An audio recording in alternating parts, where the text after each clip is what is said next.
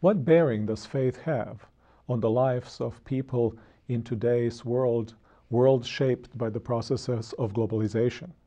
Now, we can talk about faith as represented by faith traditions, but always faith is carried on by individuals, and individuals that are in particular way challenged by this question are political leaders.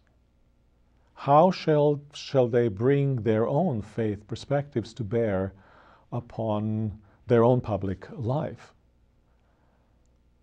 Are there risks involved in being identified as persons of faith?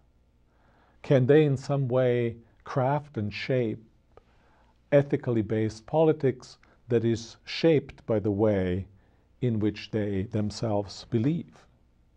What are the compromises in which they may have to be engaged as they do so in order to take into account the complex realities of the world in which they find themselves? What are the means of resolving conflicts between the claims of the faith and the demands of the concrete situation in which they find themselves?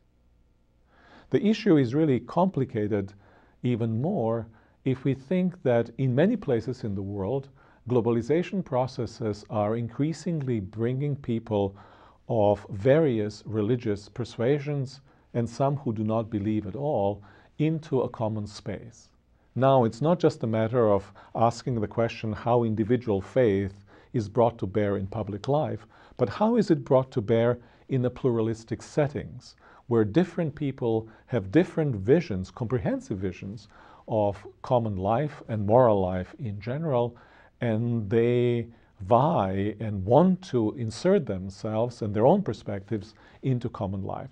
These are issues on which the health and prosperity and stability and peace of our common world depend, and politicians often are at the heart of those issues, especially those who themselves are persons of faith.